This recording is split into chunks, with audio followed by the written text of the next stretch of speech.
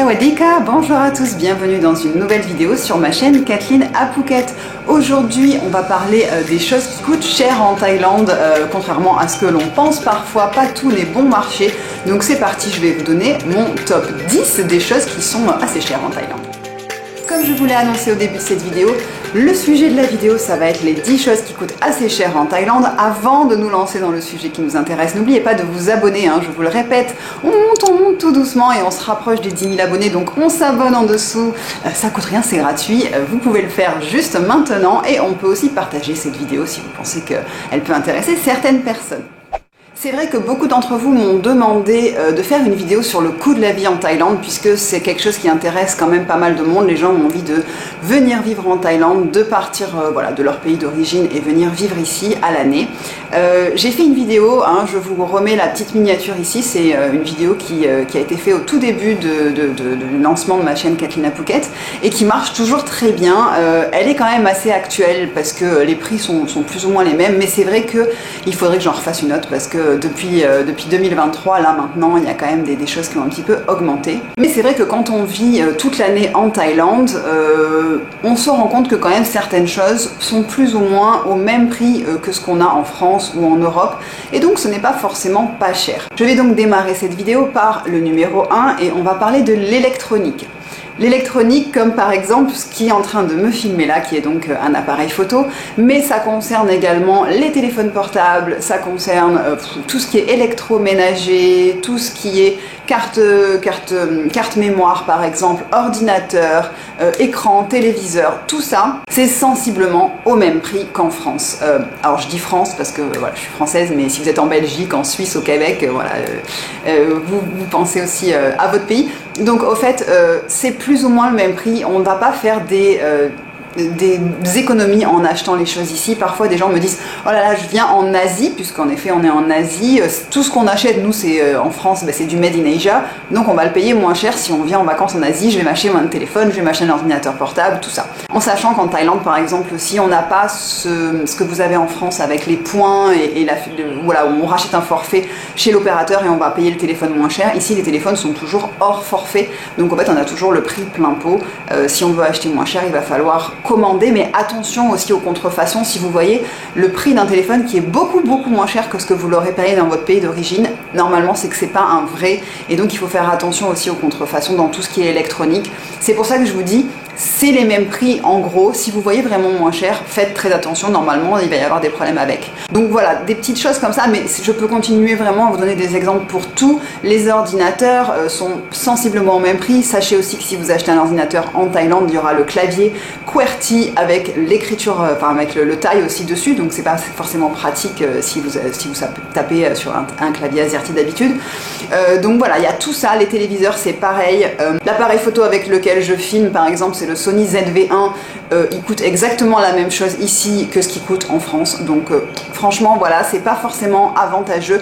Tout ce qui est électronique, ça reste dans l'esprit des gens c'est fait chez les Chinois, comme des fois on me dit, hein, en englobant toute l'Asie d'une manière globale, voilà, alors qu'au fait, bah non, même si c'est fait en Asie, dans d'autres pays d'Asie, ça restera pareil. Et je pense que peut-être que c'est une histoire de TVA, peut-être que c'est une histoire de taxes d'importation, tout ça, peut-être dites-le moi hein, si vous savez. Moi je sais pas exactement quelles sont les raisons, mais en tout cas vous ne ferez pas des économies en achetant tout ce qui est électronique en Thaïlande. En numéro 2, on va parler des voitures. Il faut savoir aussi que c'est quelque chose qui coûte très cher ici, surtout par rapport au salaire minimum, donc au pouvoir d'achat des Thaïlandais, puisqu'en effet un Thaïlandais va gagner un SMIC en Thaïlande et dans les 300 € par mois, quelque chose comme ça environ, alors qu'en France voilà, hein, il doit être dans les 1002 je pense net, hein. Ça fait un moment que j'ai été payé au SMIC, ça fait un moment que je ne l'ai plus été, et les prix sont encore une fois plus ou moins les mêmes qu'en France. Les marques ici qu'on a de voitures, ça va être des marques asiatiques bien sûr, c'est Toyota, Honda, Nissan. On voit aussi des marques un peu encore importées hors Asie. On voit des Ford, surtout des gros pick-up.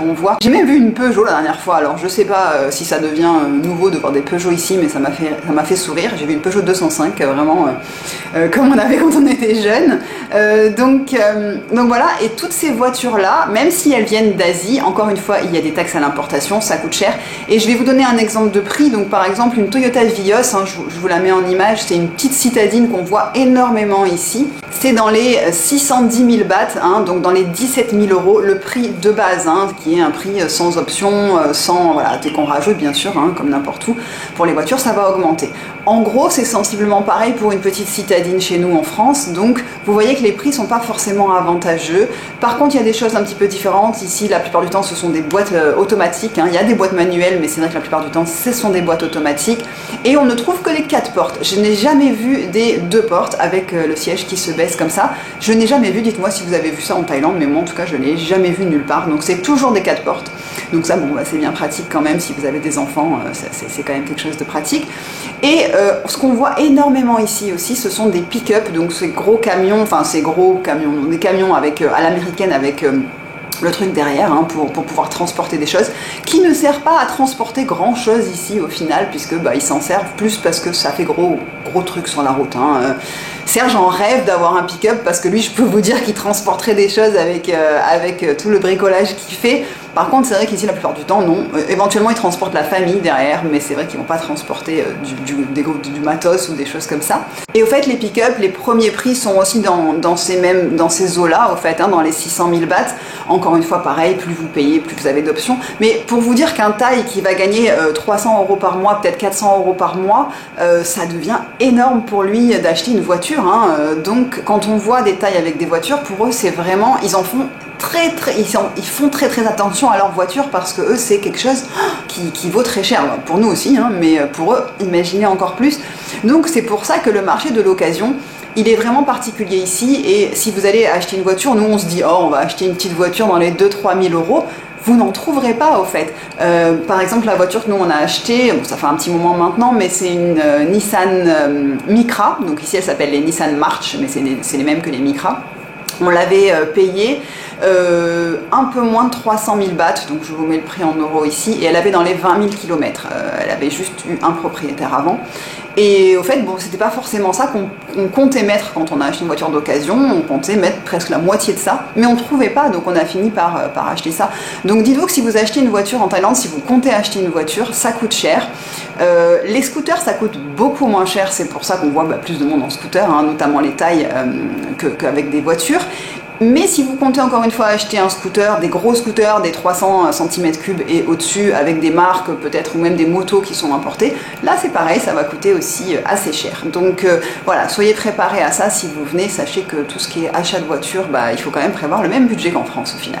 En numéro 3, on va parler des meubles. Alors, pourquoi je parle des meubles? Là, vous voyez, je suis dans ma nouvelle chambre, hein. Ceux qui suivent mes vlogs, hein, que vous avez vu, nos derniers vlogs, vous savez que on a refait notre chambre. Et la chance que l'on a maintenant à Phuket, et depuis quelques années, nous avons Ikea. Quand on loue une maison, même quand on achète une maison ou un condominium, donc un appartement à Phuket, hein, je parle de Phuket, hein, parce qu'encore une fois, vous savez que c'est là où j'habite, donc c'est là que je suis la plus experte pour vous donner des conseils. C'est souvent meublé, c'est rare d'avoir des choses vides. Même quand on achète, la maison, on va vous la vendre avec les meubles. Et c'est vrai que souvent, les meubles qui sont dans les maisons, ça va pas être du Ikea au fait, hein. Si c'est des Thaïs, les propriétaires, souvent, ils vont meubler ça avec des choses qu'ils récupèrent à droite à gauche. Et c'est pas un style qui nous plaît forcément. Donc, lorsqu'on se dit, bon, c'est pas grave, je prends la maison et puis je vais aller changer les choses qui me plaisent pas, je vais m'acheter, je sais pas, une nouvelle commode, un nouveau canapé par exemple, ce qu'on a fait nous d'ailleurs. Au fait, vous allez devoir l'acheter dans des magasins, on va dire européens. On a aussi Habitat ici. Et donc vous allez payer les mêmes prix que ce que vous payez en France, en fait. Ça va pas être moins cher. Si vous voulez vraiment acheter du local, c'est pas super en fait. C'est pas vraiment dans nos goûts. C'est vraiment pas de la super qualité. Si vous voulez avoir un artisan qui vous fait vos meubles sur mesure, oui, ça va être joli, ça va être de qualité, mais ça va aussi se payer. Le bois ici n'est pas quelque chose de pas cher, hein. Je sais que Serge, quand il construit des choses en bois, il va chez je sais pas comment ça s'appelle, la scierie, voilà, le gros endroit où ils vendent les bois et on choisit et ils nous coupent à la dimension. À chaque fois, voilà, il me dit quand même que c'est pas donné. En 4, je vais parler donc dans la continuité des choses. Au fait, tout ce qui est importé va coûter assez cher, et donc je vais parler des vêtements. Les vêtements européens. Encore une fois, les gens quand ils viennent ici en vacances en Thaïlande, ils me disent je vais aller en centre commercial, je vais faire mes achats et je vais payer ça moins cher, c'est cool, vous avez H&M, vous avez Zara, vous avez tout ça, je vais les payer moins cher. Pas du tout, c'est exactement les mêmes prix que chez nous. Et en plus, on a, nous, la collection d'hiver. Hein, donc là, en ce moment, par exemple, nous sommes en janvier, bah, nous avons les écharpes, les bonnets, les manteaux, les bottes, les doudounes. Ne me demandez pas pourquoi, mais en tout cas, on a ça en hiver.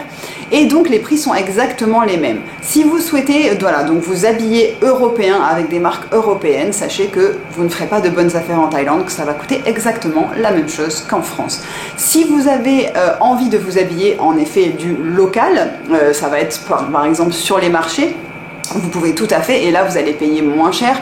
Sachez cependant que c'est rare que ce soit du made in Thailand, hein, souvent c'est du made in China, donc ce ne sera pas forcément de la super qualité. Si vous avez payé un t-shirt 100 bahts, donc 2,50 € au marché, sachez bien que bon, il va pas faire long feu, hein, après quelques lessives, il risque de s'effilocher, voilà. Donc c'est pas forcément de la très bonne qualité. Et il faut savoir aussi que si vous avez une morphologie un petit peu différente des asiatiques, donc par exemple si vous êtes grand, si vous avez des grands pieds, si les hommes qui chaussent du 44, 45, ça va être très compliqué à trouver. Moi, tout ce que je mets, par exemple, si je veux m'habiller au marché, ça va être trop court pour moi. Les filles qui ont des grosses poitrines aussi, c'est très compliqué ici pour elles de trouver. Pareil pour les hommes qui sont assez forts, c'est difficile parce que ce n'est pas la morphologie traditionnelle asiatique, donc ça va être hors norme pour eux et donc bah, c'est pas quelque chose qu'on trouve facilement et il va falloir donc commander ça en ligne ou le trouver voilà, différemment par d'autres petites boutiques et ça va être aussi encore une fois plus cher.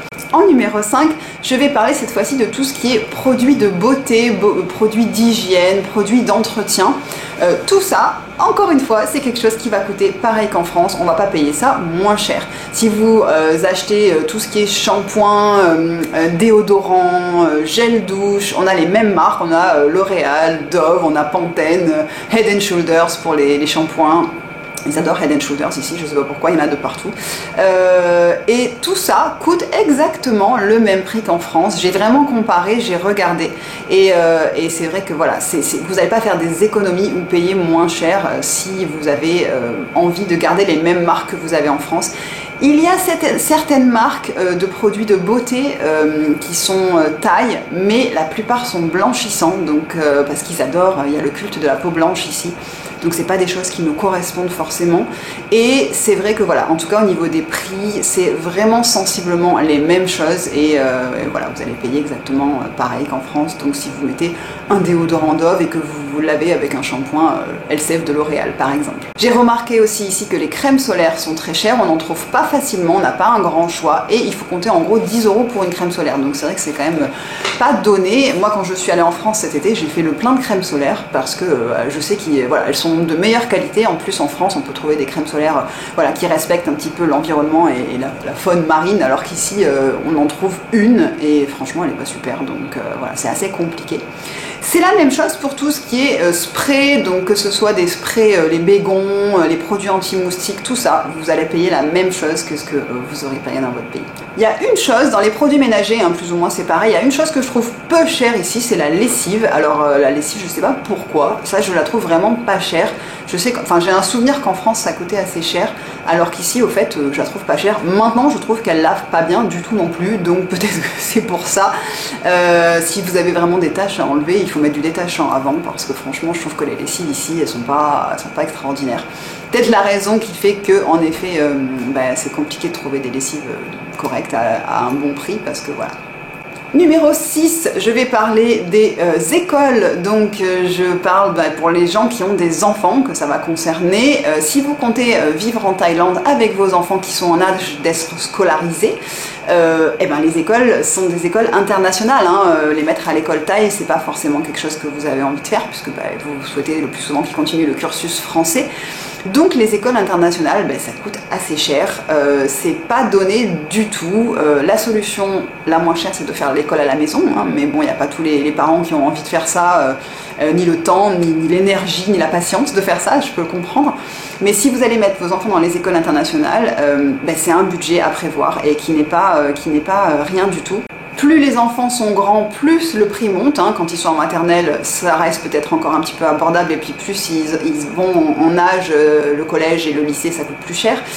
En gros, je sais que ça commence dans les moins chers des écoles, c'est dans les 300-400 euros par mois pour les petits dans des écoles internationales, et après ça monte 600, 700, 1000 euros par mois dans les écoles internationales. Si vous avez un enfant, si vous en avez deux, vous multipliez ça par deux. Donc ça, c'est un très très gros budget à prévoir, et parfois les gens se disent bon je vais venir en Thaïlande en famille avec mes enfants, c'est pas cher. Alors si vous avez des enfants, sachez que tout de suite le budget, il va falloir vraiment le revoir à la hausse, parce que c'est un très très gros poste de dépenses si vous avez les écoles internationales à payer. En 7, je vais parler des loyers. Alors les loyers, c'est quelque chose qui est pas cher par rapport en comparaison à la France, hein, ça c'est certain. On a des loyers qui sont très abordables ici. Maintenant, depuis 2023 et l'arrivée massive des Russes, les prix ont quand même pas mal augmenté. Il faut compter, les gens me demandent toujours combien compter pour une maison avec 2 chambres et une piscine, hein, puisque c'est un petit peu la base ici. Je dirais que c'est entre 30 000 et 50 000 bahts par mois à Phuket, dans les quartiers qui sont des quartiers un petit peu animés, hein, pas si vous êtes un petit peu reculé au centre de Phuket, mais si vous êtes dans les quartiers connus comme Rawai, Bang Tao, même Katu, pour une maison, c'est ça va être entre 30 000 et 50 000 bahts par mois. Si vous avez une petite maison, c'est vrai que voilà, par exemple une petite maison sans piscine, ça va être en gros en ce moment c'est dans les 15 000 bahts par mois. C'est pareil pour les appartements, les condominiums. Si vous avez un petit appartement avec juste une petite chambre, un petit salon, une salle de bain et une mini cuisine, ça va être dans les 15 000 bahts par mois. Donc ça reste très abordable en effet, mais il ne faut pas croire que si vous souhaitez une grande villa avec piscine et un grand jardin, voilà, ça va tout de suite dépasser les 50 000 bahts. Auxquels vont s'ajouter d'autres frais en plus, mais ça reste quand même un budget à prévoir et qui augmente d'année en année, donc voilà, c'est pour certaines personnes qui s'imaginent vivre dans une grosse maison avec la piscine pour 500 euros par mois, ça va être un petit peu compliqué, et ça va continuer dans les années à venir de monter, parce que voilà, l'offre et la demande font que les prix du marché changent et que ça augmente quand même. Donc c'est pas donné de se loger à Phuket. Dans ces frais-là, je vais parler aussi du coup dans le point d'après, c'est de l'électricité, puisque quand vous louez un appartement ou une maison, en tout cas l'électricité n'est jamais incluse, il va falloir la rajouter en plus. Et vous allez devoir payer ça tous les mois, que ce soit, alors essayez d'avoir directement l'argent à payer à l'électricité avec la facture qui vous arrive tous les mois pour la payer en direct, et ne pas passer par un intermédiaire, le propriétaire ou parfois l'agence de location qui va prendre sa petite commission au passage. Donc autant passer en direct avec la facture de l'EDF, enfin de l'EDF, je dis EDF mais voilà, vous m'avez compris. Et donc ça, en gros, par exemple, si vous avez une piscine, vous pouvez déjà compter 3000 bahts par mois juste pour l'électricité de la piscine, de la pompe pour la piscine. Donc ça, c'est quelque chose qui est à prendre en compte, auquel à rajouter au loyer, au fait que vous avez. Nous, par exemple, sur la maison, donc là, on a une petite maison, nous, avec 2 chambres, une salle de bain. On a la clim dans les chambres, mais au fait, on n'en met que dans une chambre, puisque on la met que la nuit quand on y est, on n'a pas la clim dans les parties communes. Et au fait, maintenant on paye, on va dire, entre 1005 et 2000 bahts par mois d'électricité. Et ça, depuis maintenant 10 ans qu'on est là, j'ai vu que ça a augmenté, puisque nos habitudes n'ont pas changé depuis 10 ans. On met la clim la nuit, on la met à 26, on ne met pas une clim très froide, et vraiment la journée on s'en sert pas. On payait dans les 1000 bahts, entre 1000 et 1200 bahts avant, vraiment. C'était le maximum qu'on payait. Là, depuis cette dernière année, je vois que c'est plutôt entre 1005 et 1008, et c'est monté à 2000 aussi, alors que rien n'a changé. Donc vous voyez que l'électricité augmente aussi en Thaïlande. Et quand vous utilisez la clim, si vous comptez mettre la clim la journée, si vous mettez la clim très froide, si vous laissez la clim quand vous partez de chez vous tourner, la facture va vraiment grimper très vite. Donc l'électricité, c'est un peu un luxe en Thaïlande. C'est pour ça que les Thaïs, quand ils travaillent avec la clim, pour eux c'est un petit peu c'est quelque chose de luxueux plutôt que de travailler sans climatiseur. Donc voilà, sachez que l'électricité est aussi quelque chose qui coûte assez cher en Thaïlande. Avant-dernier point, le numéro 9, je vais parler de la nourriture, mais alors de la nourriture européenne. C'est quelque chose qui coûte assez cher, contrairement à la nourriture thaï. C'est vrai que la Thaïlande est connue pour pouvoir manger pour 1 euro, vous mangez un petit pad thaï, et c'est la vérité, hein. On peut toujours trouver des choses à manger dans les petits restos thaï sans problème pour, allez, on va dire 1,50 € jusqu'à 2 €, vous aurez un plat et vous aurez très bien mangé et vous serez très content et ce sera délicieux. Mais si vous comptez manger européen, donc des choses comme à la maison, j'ai envie de dire, hein, que vous avez envie de faire des courses D'ailleurs, j'avais fait une vidéo qui commence à être ancienne aussi, je vous remets la petite miniature, les endroits où je fais mes courses pour vous montrer un petit peu les différents budgets, les différentes choses que l'on trouve. Quand on a des produits importés, c'est quelque chose qui coûte cher, et si on a envie de manger à la française tous les jours, matin, midi et soir, là le budget va tout de suite exploser. Si on va dans un restaurant européen et qu'on va manger par exemple Serge et moi, sans boisson, on compte environ 1000 bahts pour nous deux, hein, entre 800 et 1000 bahts pour nous deux, en ayant pris juste un plat chacun, et ça c'est des plats européens. Si vous rachetez des desserts, si vous rachetez des entrées, si vous rachetez des boissons, j'en parlerai, ce sera mon dernier point numéro 10. Voilà, c'est quand même un budget, et si vous comptez manger donc européen midi et soir et au restaurant, ou même en faisant des courses dans les magasins où les produits sont importés, tout de suite ça va coûter beaucoup plus cher, et la nourriture va, voilà, le budget nourriture va exploser. Il faut savoir, par exemple, je vous donne un exemple, hein, par exemple une pizza, nous quand on va manger une pizza dans des bonnes pizzerias, hein, vous avez encore une fois des produits importés sur la pizza, donc le fromage et le jambon, les choses comme ça, c'est dans les 10 € une pizza, donc c'est en gros le même prix que ce qu'on trouve pour une pizza simple en France. Un bon hamburger par exemple aussi, où le bœuf va être importé, hein, parce qu'ici il n'y a pas de, enfin le bœuf thaï il y en a, mais franchement, enfin moi je suis pas une experte, mais tout le monde dit qu'il est vraiment pas bon. Et ben là ça va être dans les 7 € le hamburger, donc vous voyez que là les prix, bon bah c'est sensiblement la même chose qu'en France. Vous rajoutez des frites, vous rajoutez une boisson, vous rajoutez un dessert ou quelque chose comme ça, bah, ça va vous donner un repas qui va plus ou moins coûter la même chose que dans un petit resto en France. Et après, si vous avez vraiment des restos un petit peu plus gastronomiques, plus élevés, là encore une fois les prix vont aussi augmenter. Ça reste plus abordable puisque c'est quelque chose qu'on fait beaucoup plus souvent qu'en France, hein. Ici on va très souvent au resto, mais vraiment c'est pas exceptionnel pour nous d'aller au restaurant, on y va une fois tous les jours, si c'est pas deux. Mon dernier point numéro 10, et donc c'est ce qui va avec le point juste avant, c'est l'alcool, puisque voilà, les Français aiment beaucoup boire, hein, beaucoup boire du vin. Alors je dis ça parce que c'est vrai qu'on s'en rend compte qu'au fait les gens boivent pas mal, hein, surtout voilà, les étrangers en Thaïlande. Moi, Serge et moi, on boit très peu, donc pour nous à chaque fois c'est quelque chose qu'on remarque.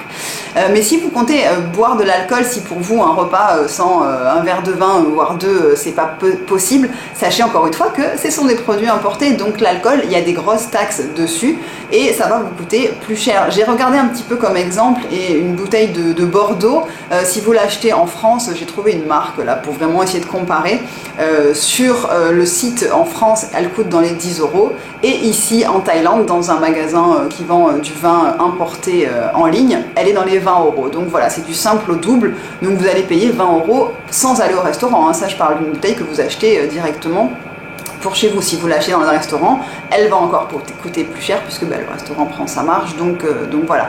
Si vous parlez des bières et des alcools locaux, alors là c'est sûr qu'une bière ça va vous coûter dans les 1 €. Si vous l'achetez au 7-Eleven, vous allez payer une bière environ 1 €, alors que si vous prenez une bière importée, une Heineken par exemple, elle va être dans les 2 €.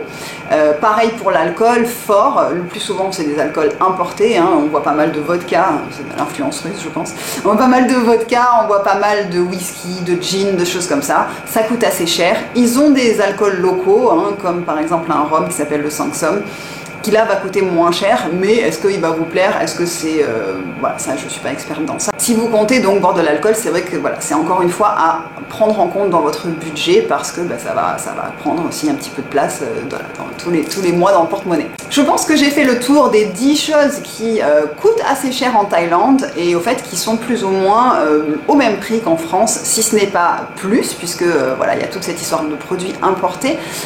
Dites-moi dans les commentaires si vous pensez à des choses aussi que j'aurais oublié éventuellement sur les choses qui coûtent cher en Thaïlande. C'est une réputation, un pays de réputation pas cher, mais quand on y vit au quotidien, je peux vous assurer qu'on se rend compte de pas mal de choses et qu'on se dit au final, oui bon, il y a des trucs pas chers, mais il y a des trucs quand même où c'est plus ou moins la même chose, et donc voilà, il faut l'anticiper et le prévoir avant de venir vivre en Thaïlande. Je vous remercie d'avoir regardé cette vidéo jusqu'au bout, j'espère qu'elle vous aura plu, merci à vous, je vous souhaite une très très belle journée, et je vous retrouve samedi prochain 11h pour une nouvelle vidéo. Bye bye.